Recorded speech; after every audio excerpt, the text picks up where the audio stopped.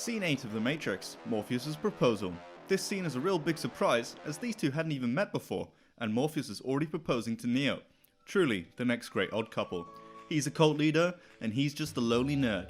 He's a clean freak, and he has a messy room. He's unplugged from the Matrix and constantly at war with an oppressive sentient machine race, and he's late for work. All you need is Hugh Grant, and this would be a rom-com my mum would describe as one of the greats. Ah, wait, I've got that wrong. Morpheus doesn't propose marriage in this scene, he proposes a pair of pills instead. Perfect. This scene starts with Trinity and Neo before they meet Morpho. Trinity says, "Be honest, he knows more than you can imagine."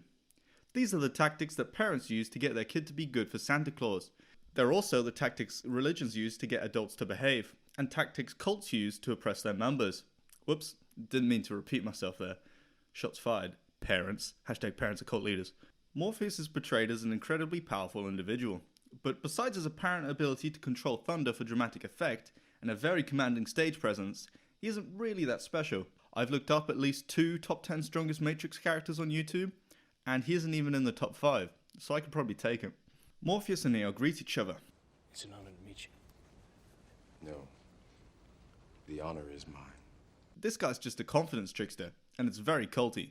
Morpheus then goes on to say, "You have a look of a man who accepts what he sees because he is expecting to wake up. I can see it in your eyes." What the fuck kind of bullshit is that? How does one position their eyes to say, "I'm a man who's accepting what I'm seeing because I expect to wake up"?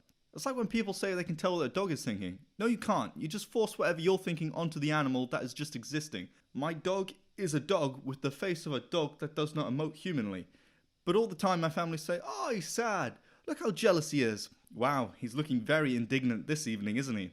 He looks like a dog, unless you have a treat for him, in which case he wags his tail, which means happy. Neo doesn't have a tail, so how's Morpheus getting all that from just his eyes? Morpheus then asks, "Do you believe in fate, Neo?" No, Why not? because I don't like the idea that I'm not in control of my life. I know exactly what you mean. So Morpheus agrees with Neo that fate is bad, despite Morpheus' whole character being that he believes he is fated to meet the one, and he believes it is fate that Neo is the one. Morpheus is all about fate. He probably checks his horoscope every day, and refuses to date a Scorpio because he's an Aries. Morpheus asks Neo if he wants to know what the Matrix is. He goes on to not describe the Matrix, and instead give a vague non-answer about how it's everywhere. It is the world pulled over your eyes to blind you from the truth. Like how you have to coat Brussels sprouts in as much of anything other than Brussels sprouts as possible to cover the truth that Brussels sprouts are terrible. Morpheus then proposes to Neo. He proposes a choice between a blue pill, which will make him forget everything and have him wake up in his bed again, or the red pill, which will send him further down the rabbit hole.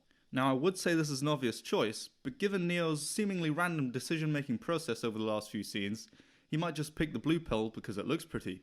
I bet the blue pill tastes better. But Neo takes the red pill, to Morpheus' delight. If I was concerned he was a cult leader before, now I'm convinced he's planning to do something to Neo after slipping him this drug. If Neo wakes up tomorrow in a stranger's bed with a sore body, don't say I didn't warn him. After Neo's taken the pill and drank some water, they both get up and move to a different room, ending the scene. This is one of the classic Matrix scenes, but besides how cool everything is, and more importantly how cool Morpheus is, there isn't really much going on here. Maybe because in hindsight this image really does stick in your head, it gets some bonus points, and there's basically nothing wrong in this scene, so I'm going to give it an 86. The next scene is down the rabbit hole.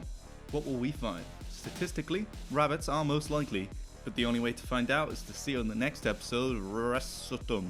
So I propose you like and subscribe to find out how deep the rabbit hole goes.